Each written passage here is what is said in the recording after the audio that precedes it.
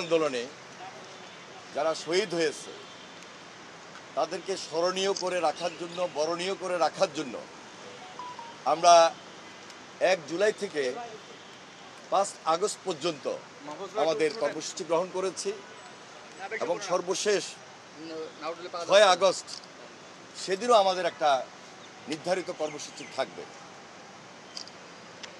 আমি আমাদের বাস্তবায়ন কমিটির পক্ষ থেকে শহীদদের প্রতি গভীর শ্রদ্ধা নিবেদন করছি। ইনশাল্লাহ আমরা আমাদের প্রত্যাশার জায়গা থেকে আমাদের দাবি রয়েছে, সম্পূর্ণ দেশবাসীর দাবি, খুব শীঘ্রই শেখ হাসিনার বিচার দৃশ্যমান হবে, দ্রুত কার্যকর হবে।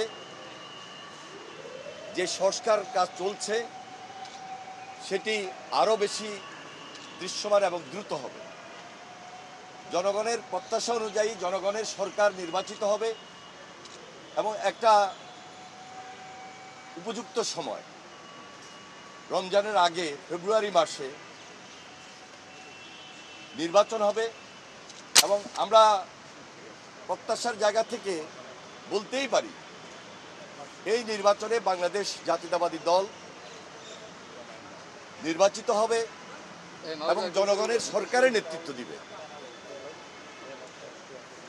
আমরা শহীদ পরিবারকে এখনো যেভাবে পাশে দাঁড়িয়েছি, শহীদ পরিবারের বাংলাদেশ জাতীয়তাবাদী দল একটা দায়িত্বশীল দল হিসাবে বিগত 16-17 বছরে যারা গুম হয়েছে, খুন হয়েছে,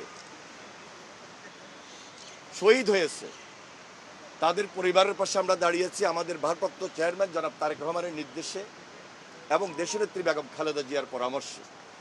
আমরা চেষ্টা করেছি প্রায় প্রত্যেকটা পরিবারের পাশে আমাদের এই অবস্থান থেকে তাদের পরিবারকে সহযোগিতা করা। ইনশাল্লাহ আমরা সেই সুযোগটা নিতে চাই যখন আমাদের উপর দায়িত্ব আসবে।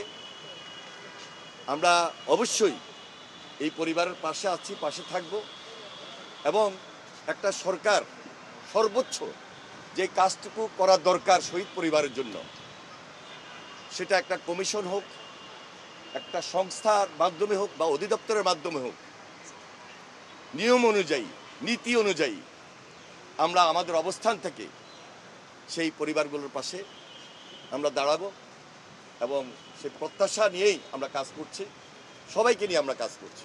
ধন্যবাদ সবাইকে।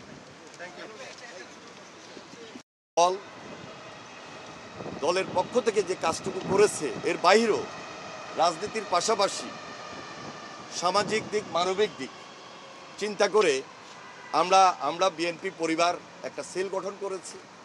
যে সেল থেকে আমরা কন্টিনিউয়াসলি এই পরিবারগুলোর পাশে আমরা দাঁড়িয়েছি এবং অদূর ভবিষ্যতেও আমাদের এই কাজ অব্যাহত থাকবে।